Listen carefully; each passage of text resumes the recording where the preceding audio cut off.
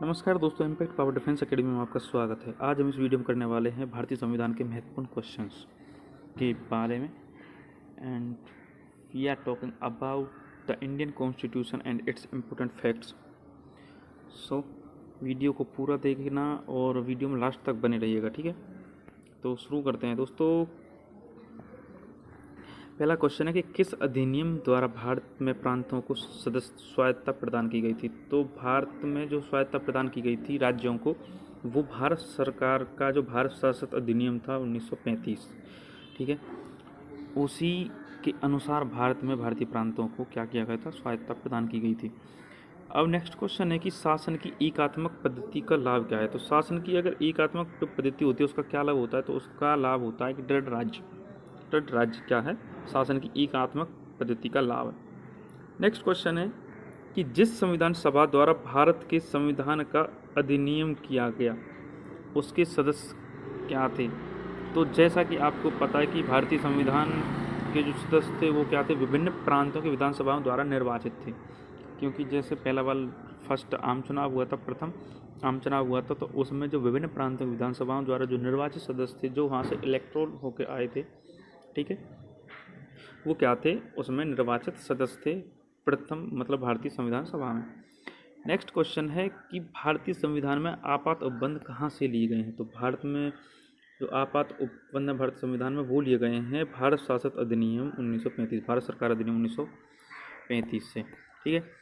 अब next question है कि भारत की संविधान सभा किसके कहने पर बनाई गई थी। तो भारतीय संविधान सभा बनाई गई थी दोस्तों, जैसा कि हमने आपको पहले अपनी एक वीडियो में बताया था कि कैबिनेट मिशन जब भारत आता है तो कैबिनेट मिशन के कहने पर कैबिनेट प्रस्ताव में भारत की संविधान सभा का गठन किया गया था। और भारत का संविधान सभा के अध्यक्ष कौन थे। तो भारत के संविधान सभा के अध्यक्ष थे डॉक्टर राजेंद्र प्रसाद। दोस्तों ये जो डॉक्टर राजेंद्र प्रसाद हैं ये भारत के स्थायी अध्यक्ष थे, ठीक है।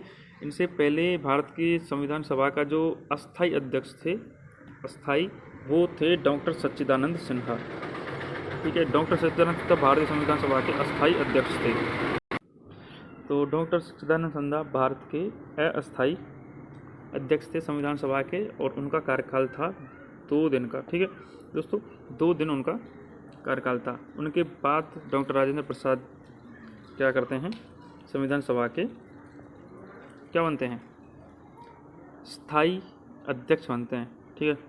नेक्स्ट है कि हाँ, और सच्चिदानंद सिन्हा को वयोवृद्ध पुरुष भी कहा गया है। सच्चिदानंद सिन्हा को वयोवृद्ध पुरुष भी कहा गया है। नेक्स्ट क्वेश्चन है कि भारतीय संविधान की प्रस्तावना में किस प्रकार के न्याय की बात की गई है। तो दोस्तों भारत के जो संविधान की जो प्रस्तावना है उसमें भारत के नागरिकों को सामाजिक, आर्थिक, राजनीतिक न्याय देने की बात की गई है।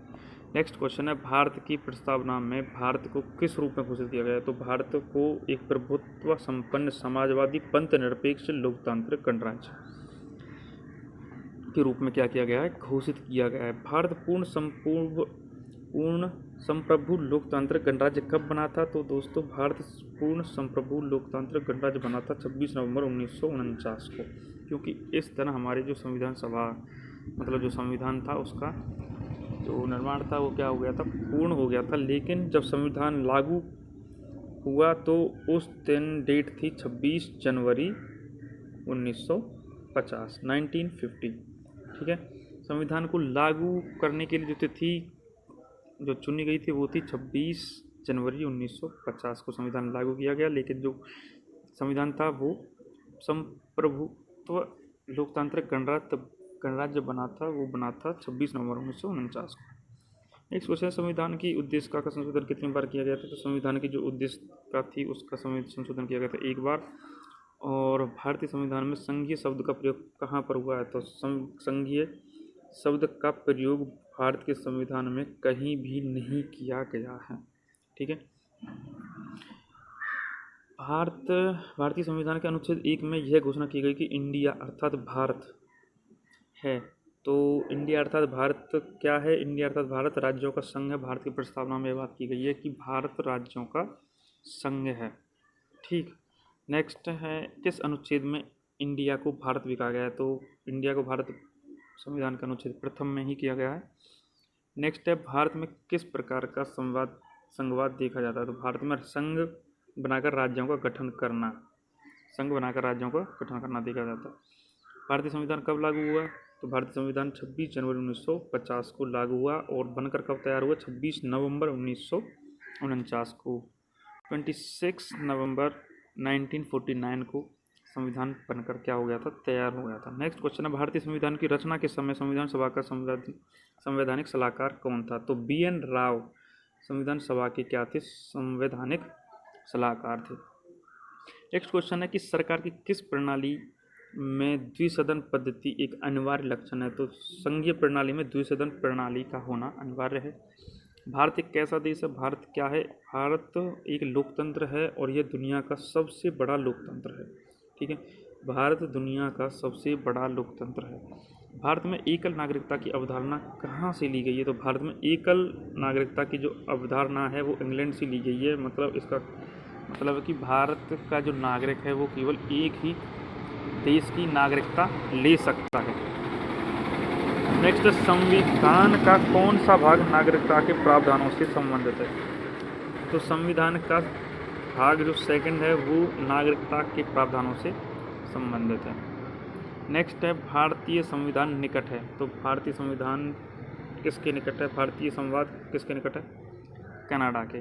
नेक्स्ट है, भारतीय संविधान ने भारतीय महासंघ की योजना किसके संविधान से ली गई है? तो भारतीय संविधान में भारतीय महासंघ की योजना ली गई है कनाडा से। और भारत के संविधान का निर्माता किसे माना जाता है? तो भीमराव अंबेडकर को भारतीय संविधान का निर्माता कहा जाता है। दोस्तों, वीडियो कैसी लगी? वीडियो को जरूर देखकर बताइएगा, ठीक है।